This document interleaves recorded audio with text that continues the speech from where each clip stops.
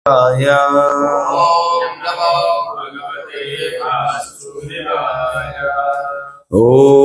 नमो भगवते वासुदेवाय।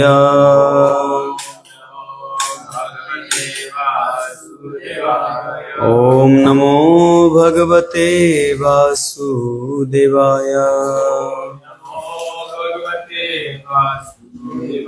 नारायणं नमस्कृत्यं नरं चैव नरोत्तमं देवीं सरस्वतीं व्यासं ततो जयमुदीरये। नष्टप्रायेष्वभद्रेषु नित्यं भागवत सेवया भगवती उत्तमश्लोके भक्तिर्भवति नैष्टिकी। मुखं करोति वाचलं पङ्गुलङ्घयति गिरिं यत्कृपातमहं वन्दे श्रीगुरुदीनतारिणं श्रीचैतन्येश्वरं श्रीपरमानन्दमाधवं। हरि ओं तत्सत् हरि ओं तत्सत् हरि ओं तत्सत्। हरे कृष्णा। प्रातःकालीन श्रीमद् भागवतम के सत्र में स्वागत है सभी भक्तों को। आज चर्चा के विषय स्कंद 3 अध्याय 20 श्लोक संख्या 7 और 8। 7 में पढ़ूंगा, आप 8 दोहराने का प्रयास कीजिए। एवमुगस्रवा पृष्ठ ऋषिभिः नैमिषायनहि भगवत्या पिताध्यात्मस्थानः श्रूयतामिति। नैमिषारण्य के महान ऋषियों द्वारा इस प्रकार पूछे जाने पर रोमहर्षण के पुत्र श्रील शुत गोस्वामी, जिनका मन श्री भगवान की दिव्य लीलाओं में लीन था, उन्होंने कहा, अब मैं जो कहता हूं कृपया उसे सुने। अब 8 नंबर को दोहराइएगा। श्रुतौवाच अरे धृता क्रोडतनो सोमायया निशम्य गोरधोरणं रसातलं लीलां हिरण्याक्षवज्ञायः तमा संजात हर्षो मुनिमहाभारतः। हरे धृता क्रोडतनो सोमायया निशम्य गोरधरणं रसातलात् लीलां हिरण्याक्षं वज्ञयाः तमा संजात हर्षो मुनिमहाभारतः। हरे धृता क्रोडतनो सोमायया निशम्य गोवर्धनं रसातलात् लीलां हिरण्याक्षमज्ञायः तम् संजात हर्षो मुनिमहाभारतः।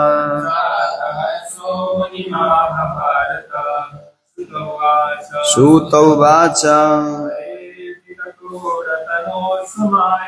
हरे धृता क्रोडतनो सोमायया निशम्य गोरोदरणं रसातलात्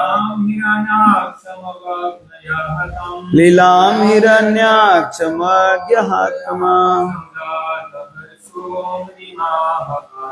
संजात हर्षो मुनिमहाभारतः। धन्यवाद। शब्दार्थ अनुवाद तात्पर्य दिए हैं श्री भक्तिवेदांत स्वामी श्रील प्रभुपाद की जय। सूत उवाच श्रील सुत गोस्वामी ने कहा,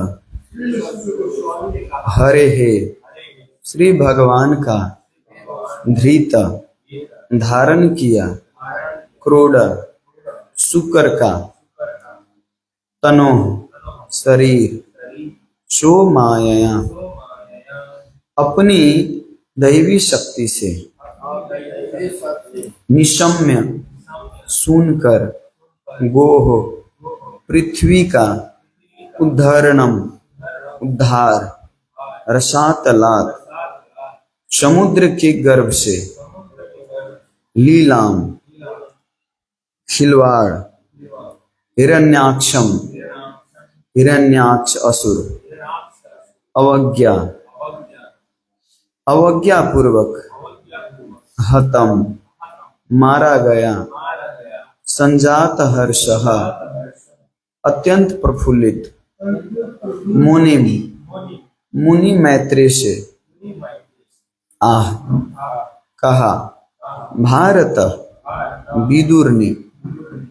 अनुवाद इस प्रकार है।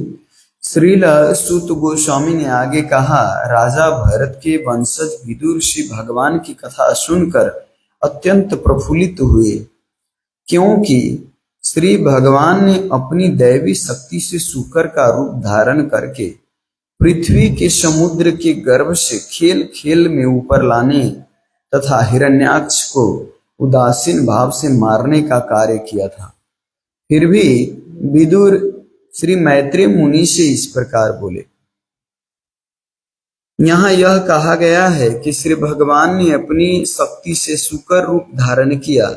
उनका यह रूप वास्तव में बद्धजीव का रूप नहीं है। बद्धजीव को भौतिक नियमों के श्रेष्ठ उच्चतर नियंत्रण के अंतर्गत विशेष देह धारण करनी होती है, किंतु यहाँ यह स्पष्ट कहा गया है कि श्री भगवान को किसी बाह्य शक्ति से बाध्य होकर सूकर रूप धारण नहीं करना पड़ता। भगवत गीता में भी इसी तथ्य की पुष्टि की गई है। जब श्री भगवान इस पृथ्वी पर उतरते हैं तो वे अपनी अंतर्निहित शक्ति के द्वारा कोई रूप में प्रकट होते हैं, यानी उनका रूप भौतिक शक्ति से कदापि निर्मित नहीं होता।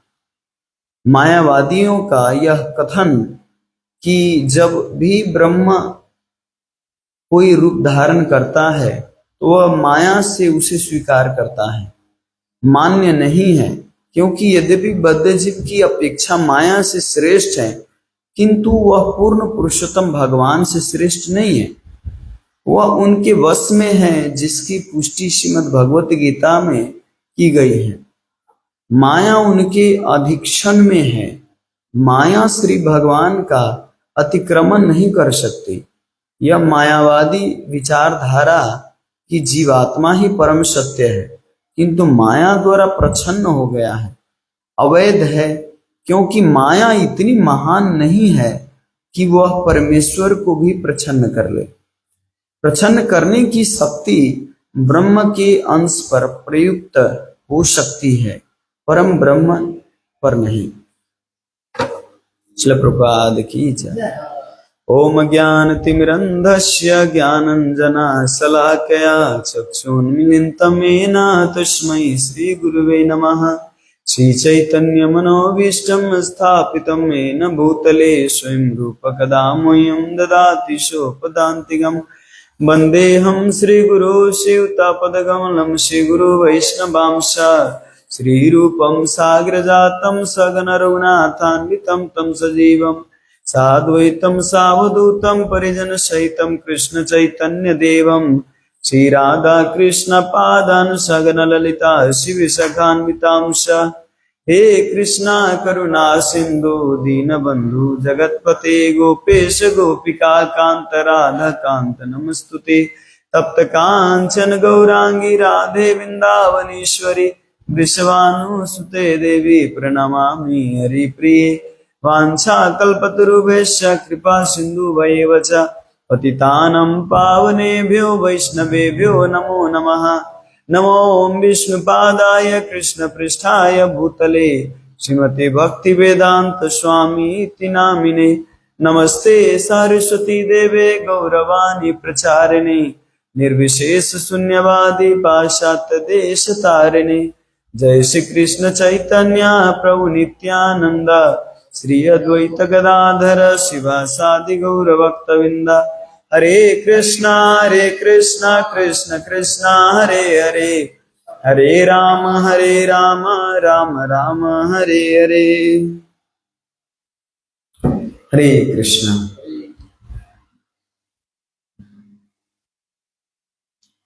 एक शिव जी के भक्त थे जिनका नाम था पुंगवानम।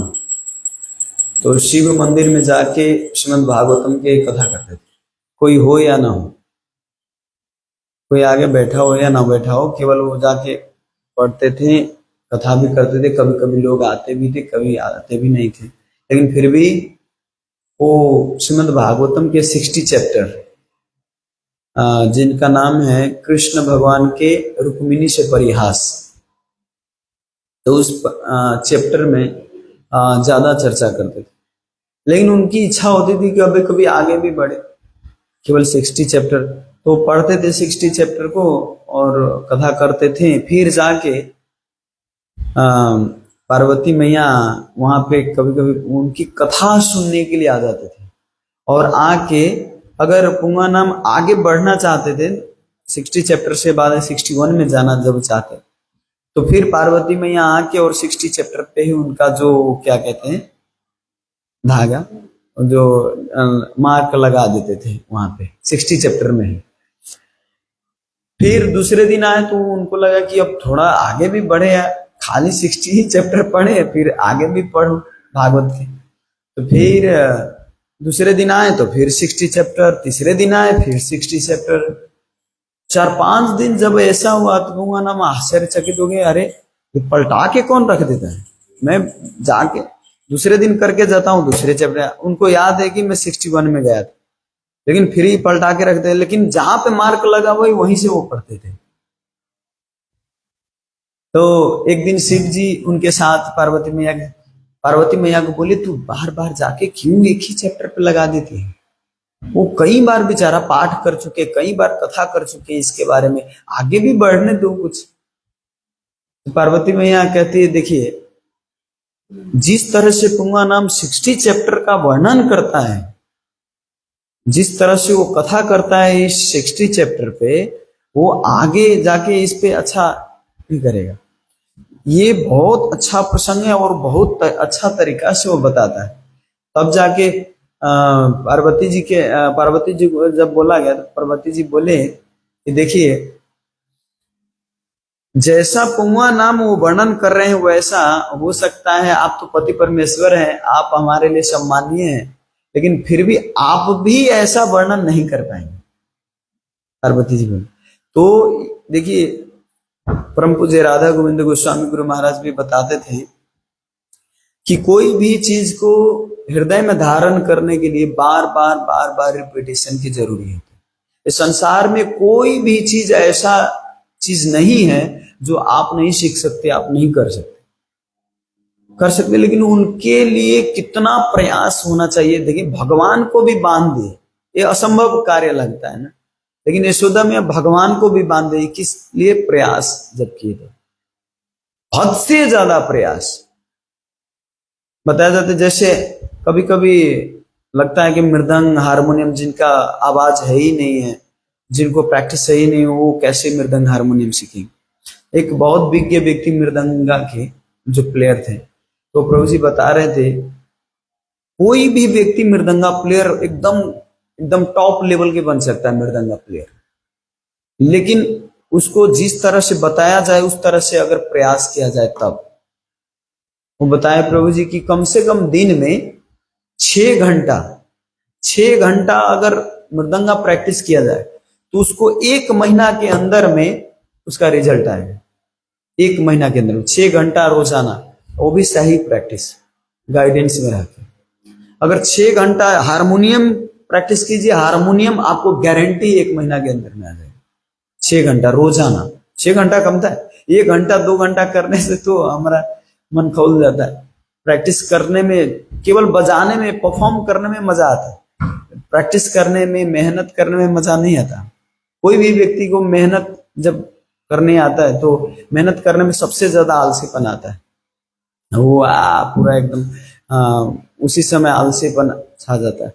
लेकिन जब परफॉर्म करने की बारी आती है तो वहां पे मजा आता है, लेकिन जो मेहनत किया है वही परफॉर्म कर सकता है।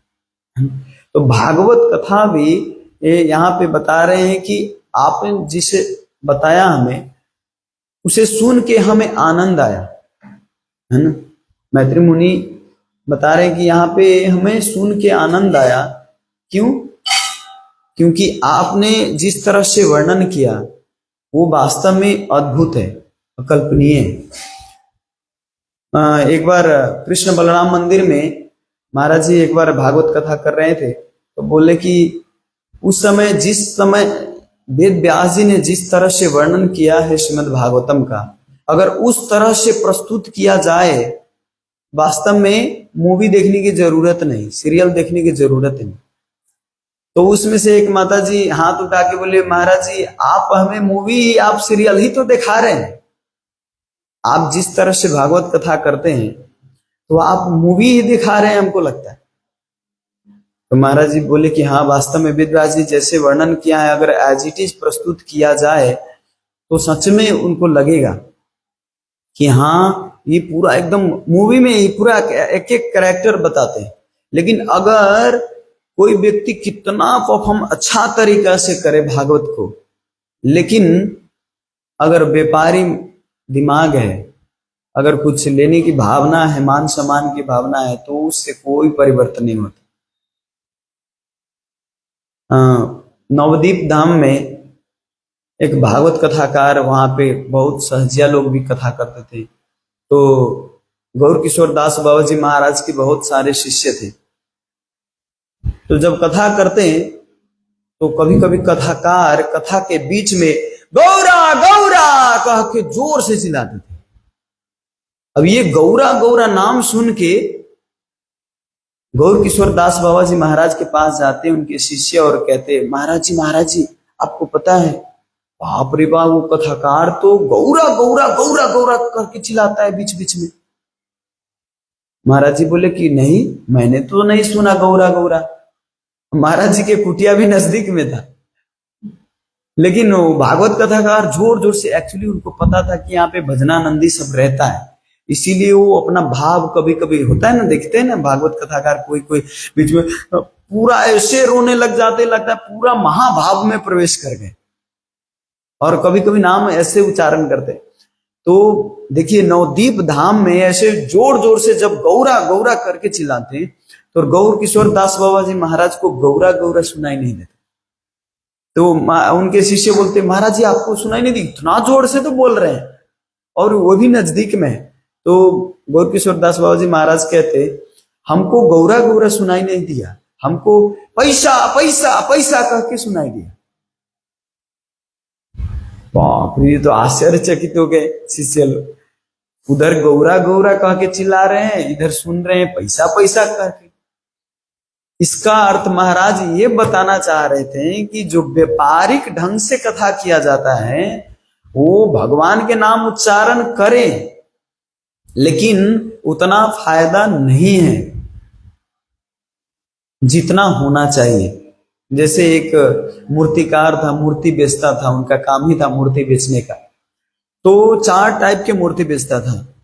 एक था 10 रुपये वाला, एक था फ्री वाला, एक था 10 रुपये वाला, एक था 100 रुपये वाला, और एक था 1000 रुपये वाला।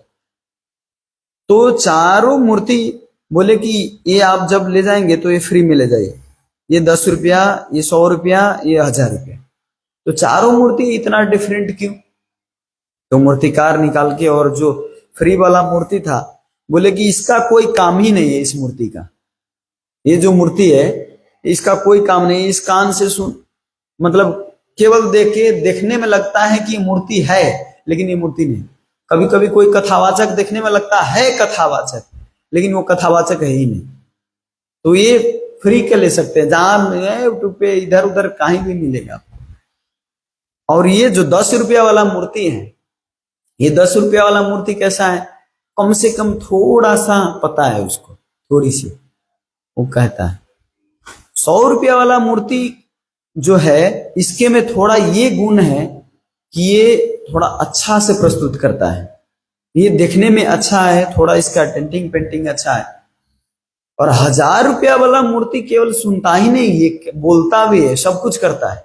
इसीलिए 1,000 रुपया वाला मूर्ति का 1,000 रुपया देखने में सेम लग रहा है, जैसे मिस्री और फिटकीरी देखने में सेम लगता है, लेकिन फिटकीरी मिस्री का काम नहीं कर सकता, है ना। कभी कभी अभी सोना जो ओरिजिनल और नकली आता है, तो सोना देखने में सेम सेम लगता है, नकली सोना भी। क्या कहते हैं,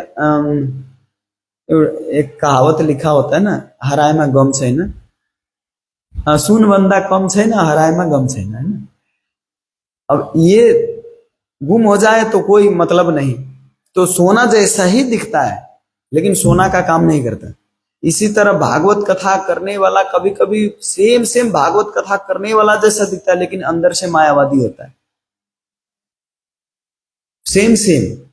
कहीं ऐसे एक्चुअली बता रहे थे महाराज जी कि भागवत कथा जो करते हैं उसको पता है कि ब्रह्म चीज के केवल वर्णन करके उसको आनंद नहीं आता, केवल मायावादी चीज को वर्णन करके उसको आनंद नहीं आता। तो समय तो काटना है भाई, कैसे समय काट, तो कैसे कैसे करके वो कम से कम कृष्ण लीला में घुस के कहीं ना कहीं, अब सुनने वालों को हाँ ये कन्हैया का जो माखन चोरी लीला है, रास लीला, बहुत आनंद आता है, इसको वर्णन कीजिए महाराज जी, महाराज जी इस कथा का वर्णन कीजिए, महाराज जी इसका वर्णन कीजिए।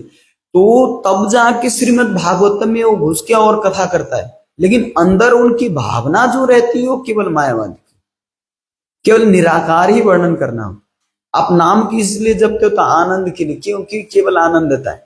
उन भगवान को स्वरूप साकार स्वरूप में नहीं मानते, लेकिन फिर भी वो वर्णन करते हैं किस लिए, आनंद आता है, पब्लिक को भी आनंद आता है, उसको भी आनंद आता है। तो इसीलिए, क्योंकि निराकार के बारे में कितना कोई रूप ही नहीं तो वर्णन क्या करें। तो इसीलिए भगवान के साकार रूप में मायावादी नास्तिकवादी भी घुसता ही है, कैसे न कैसे, किसी न किसी तरीके से। तो इसीलिए भक्ति सिद्धांत सरस्वती महाराज भी कहते थे व्यापारिक तरीके से कभी भी नहीं सुनना चाहिए। गौर किशोर दास बाबा जी महाराज भी कहते थे कभी नहीं सुनना चाहिए। और परम पूज्य राधा गोविंद गोस्वामी महाराज के भी 4 इंस्ट्रक्शन था कि कभी, वो अपने शिष्य को जनरल रूप में भागवत कथा में बोलते थे कि कभी भी भागवत कथा करते समय व्यास आसन पे कभी किसी की निंदा मत करो। और दूसरी बात ये बताएं कि कथा जब करने जाओ तो कभी ये मत टोको कि आज हमें इतना पैसा दो तब हम कथा करेंगे, सैलरी को मत टोको, या जितना इतना पैसा दोगे तब मैं कथा करूंगा, तो ऐसा नहीं करना है। इसीलिए हमारे आचार्यगण भी हर तरह से यही सिखाते हैं। और इस टीका में प्रभुपाद जी एक चीज का वर्णन किए हैं, यहाँ कहा गया है कि श्री भगवान ने अपनी शक्ति से शुक्र रूप धारण किया। उनका यह रूप वास्तव में बद्ध जीव का रूप नहीं है। बद्ध जीव को भौतिक नियमों के श्रेष्ठ उच्चतर नियंत्रण के अंतर्गत विशेष देह धारण करनी होती है, किंतु यहाँ स्पष्ट कहा गया है कि श्री भगवान को किसी बाह्य शक्ति के से बाध्य होकर शुक्र रूप धारण नहीं करना पड़ा। यहाँ पे भगवान को कोई भी रूप धारण करने के लिए बाह्य शक्ति की आवश्यकता नहीं होती। भगवान को छोड़ दीजिए, भक्त को भी नहीं, भक्त को भी बाह्य शक्ति की आवश्यकता नहीं। वो सब भगवान के शक्ति के द्वारा ही सब कार्य होता है। भक्त के जीवन में भी, श्रील प्रभुपाद जी के जीवन में हम जितनी घटनाएं देखते हैं, ये सारी घटनाएं भगवान के प्लान अनुसार। जब प्रभुपाद जी जलदूत में कष्ट में पूरा एकदम, जब हार्ट अटैक हुआ था उनको, तो प्रभुपाद जी को लग रहा था, पूरा हताश हो गए कि अब हम कुछ नहीं कर पाएंगे। भगवान कृष्ण, वहां पे लेटर में क्या कहते हैं लिखा हुआ है, भगवान दर्शन दिए और प्रभुपाद जी को बोले कि तुम केवल यहाँ से तुम प्रयास करके अभी कम से कम अमेरिका जाओ, वहां पे तू अपना प्रयास जारी रखो, 1 साल के अंदर में सारा कुछ अपने आप कुछ होगा, अपने आप सब कुछ होगा। इस विश्वास के साथ प्रभुपाद जी अमेरिका गए और पूरा एक करताल बजा के, एक मृदंग बजा के, वैसे ही पूरा एकदम भगवान के भजन किए। लेकिन ऐसे परिवर्तन हुए, व्यक्ति ऐसे परिवर्तन हुए कि व्यक्ति आश्चर्यचकित हो गए और संसार आश्चर्यचकित हो गए, गवर्नमेंट आश्चर्यचकित हो गए। सारा अभी अभी तक इसका इतिहास है। हम कभी कभी कोई इतिहास देखते हैं, थोड़ा सा परिवर्तन हुआ, 10 साल के बाद 20 साल के बाद फिर जैसे के तैसे। लेकिन भक्त के जीवन में भक्त जब परिवर्तन कोई लाता है तो वो इतिहास रच देते हैं सदा के लिए। अभी जो नेपाल की परिस्थिति देखा आपने, ये इतिहास ज्यादा दिन नहीं चला। हमको लगता है कि ये बाप रे बाप, तो पूरा जीवन मतलब सदा के लिए इतिहास ही बन जाए। 100 साल के बाद देखिए ऐसी ऐसी घटना कितना हुआ है। 100 साल के अंतर्गत में देखिए, जब हिटलर थे तो इससे भी बड़ा क्रांति ले आए थे अकेला व्यक्ति। महात्मा गांधी जब थे तो महात्मा गांधी अकेला व्यक्ति कितना क्रांति ले आए थे। जवाहरलाल नेहरू, मतलब बहुत ऐसे व्यक्ति हैं देशभक्त जो बहुत बड़ा क्रांति ले आए। लेकिन 100 साल 200 साल के बाद क्या है, उनका नाम निशान है नहीं। वैसे आप ये भौतिक दुनिया में, भौतिक में कितना भी कोई इतिहास रचे ज्यादा दिन तक नहीं चलता। लेकिन भगवान के भक्त अगर असुर भी हो, असुर भी अगर भगवान से अगर कोई लीला करता है, कोई मानिए कोई गलत कर, लेकिन भगवान के लीला में अगर समावेश है तो हजारों हजारों साल तक भक्तों उनका जीवन चरित्र पढ़ते। हिरण्यकशिपु, हिरण्याक्ष, दंतवक्र, शिशुपाल, ऐसे पात्र तो पूरा दुष्टता के पात्र है ना। भागवत में पढ़ेंगे तो पूरा मतलब राक्षसी स्वभाव है पूरा, कंस का भी। लेकिन फिर भी आज हम उनके बारे में पढ़ते हैं। क्यों? क्योंकि वास्तव में भगवान के लीला में वो सहायक है। इसीलिए भगवान के कार्यकलाप, भक्त के कार्यकलाप एकदम डिफरेंट और बहुत फर्क रहता है। श्रीमद् भागवतम के महात्म्य में बताए थे, एक बार श्रील प्रभुपाद जी से पूछे थे ब्रह्मानंद स्वामी महाराज कि महाराज प्रभुपाद जी, आपको ग्रंथ मध्य सबसे श्रेष्ठ ग्रंथ आपको कौन लगता है, और ग्रंथ में भी श्रेष्ठ ग्रंथ और चैप्टर भी कौन सा अच्छा है और कैसे पढ़ना चाहिए? तो प्रभुपाद जी उस समय तो स्मॉल बुक, छोटे छोटे बुक का नाम नहीं लिए, उसमें बताए हैं कि पहला स्कंद, श्रीमद् भागवतम के जो पहला स्कंद है, वो पहला स्कंद से शुरू करके तब धीरे धीरे पढ़ना चाहिए। और मेरे लिए फेवरेट भी है पहला स्कंद। अब भागवत महात्म्य में क्या कहते हैं, एक प्रभु जी किताब लिखे हैं सर्वसाक्षी प्रभु, तो सर्वसाक्षी प्रभु जी किताब में वर्णन करते हैं कि प्रभुपाद जी को प्रथम स्कंद सबसे अच्छा लगता था।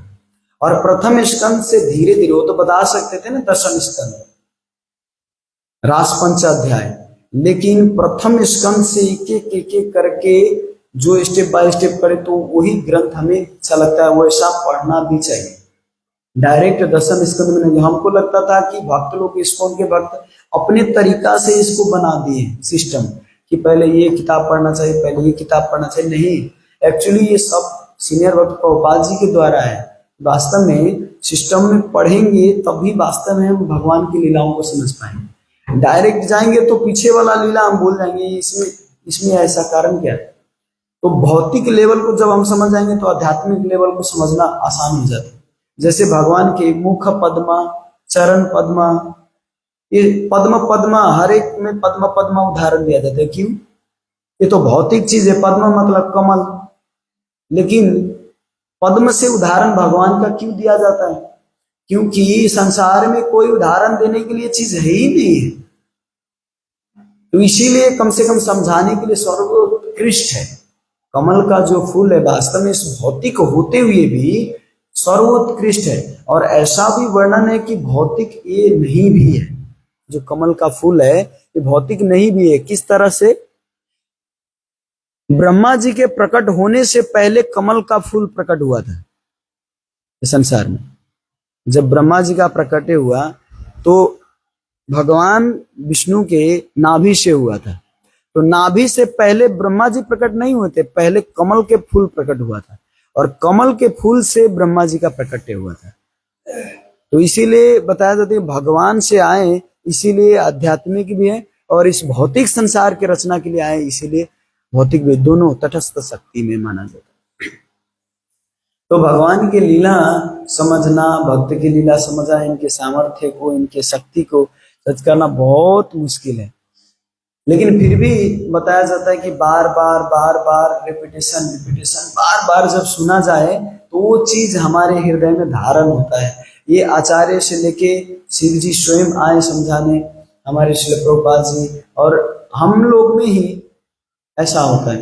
कभी कभी कथा होता है तो आपने अनुभव किया होगा कि जब कोई एकदम सीनियर भक्त आके कथा करता हो तो उस समय बहुत सुनने में रुचि आती है, सांप एकदम ध्यान। लेकिन जब कोई सामान्य व्यक्ति जब कथा करता है तो लगता है कि बार बार, जब भी हिरण्यकशिपु का प्रहलाद महाराज का नाम लेता है ये कथा तो सुन चुका है, जब भी नाम आता है ध्रुव महाराज का है अब ये प्रसंग ये छिड़ गया, हरि बोल निताय गौर प्रेमानंद, केवल मतलब जो बार बार हम सुनते आ रहे उसी को बार बार जब रिपीट होता है तो हमारे माइंड में आ जाता है कि ये सुन चुका है, ये सुन चुका है, ये सुन चुका है। हमारे दिमाग में वो भर जाता है कि ये सुन चुका है, इससे श्रद्धा नहीं होती। लेकिन आप सीनियर और सीनियर वैष्णव के जो 50 साल 60 साल इस्कॉन में रह के भागवत कथा सुने, उनका अनुभव देखेंगे तो अभी भी कोई नया भक्त भी अगर व्यास आसन में अगर टेम्पल ऑथराइज करके बैठाया गया तो नया भक्त भी आके उनके आगे क्या कहते, नया भक्त कथा कर रहा है फिर भी आके आगे बैठ के सुनता है। इवन हमारे अंदर भी जब कोई नया भक्त कथा करता है तो बोलते यार इसी का फिर वर्णन कर, फिर इसी का वर्णन कर रहा है, और पता चल जाती है रिपीटेशन। लेकिन वास्तव में ये भाव नहीं होनी चाहिए। ये क्या कहते हैं, अमोघ लीला प्रभु बता रहे थे, जीता मित्र प्रभु दिल्ली में बहुत सीनियर है, 50 साल उनका केवल इस्कॉन में हो गया जीता मित्र प्रभु का। जीता मित्र प्रभु भगवत गीता आज भी शाम के उसी भाव से बैठते, पूरा एकदम आगे आगे। जीता मित्र प्रभु देखने में एकदम सामान्य वृद्ध हो गए, लेकिन अभी भी कोई नया भक्त अगर भगवत गीता पे चर्चा करते तो आगे आके बैठ के सुनते हैं। हमारे गुरु महाराज एक ही क्या कहते, एक ही चैप्टर को बार बार कहते थे, गौओं और गोपों को दावानल से पढ़ो, फिर दूसरे दिन गौओं और गोपों को दावानल से पढ़ो, फिर दूसरे दिन गौओं और गोपों को दावानल से। हमको पढ़ने वाला व्यक्ति तंग आ जाते थे, अरे भाई कितना एक ही चैप्टर को बार बार, एक ही चैप्टर को बार बार महाराज जी बोलते। तो बाद में पता चलता है महाराज जी को तो ये चैप्टर के बारे में पूरा संपूर्ण ज्ञान है ही है। भक्त्या ग्रहितम एक शब्द आता है भागवतम में, भक्त के द्वारा ही ग्रहण किया जा सकता है, दूसरे के द्वारा नहीं ग्रहण किया जा सकता। तो महाराज जी को तो टीका से लेके आचार्य से लेके सब कुछ पता है, इस श्लोक का अर्थ क्या है, इस कथा का अर्थ क्या है, A to Z पता है, लेकिन बार बार पढ़वा क्यों रहे हैं सबसे। तो बाद में पता चला वास्तव में जो पढ़वा रहे हैं, जिससे पढ़वा रहे हैं उसी को याद कराने के लिए वो पढ़वा रहे हैं। और वास्तव में हमको वो कथा इतना तरह से अच्छा से याद है कि बार बार पढ़ते पढ़ते याद हो गया। तो उससे पता चलता है कि रिपीटेशन बहुत जरूरी है और बार बार सुनना भी जरूरी है। एक बार दो बार सुनने से, 10 बार सुनने से नहीं होने वाला। तो श्रीमद् भागवतम हमें श्रद्धा और भक्ति से सुने तभी हमें जीवन में ग्रहण करने की क्षमता प्राप्त होता है। ठीक है, हरे कृष्णा। श्रील प्रभुपाद की जय, अनंत कोटि वैष्णविंद की जय, निताय गौर प्रेमानंद।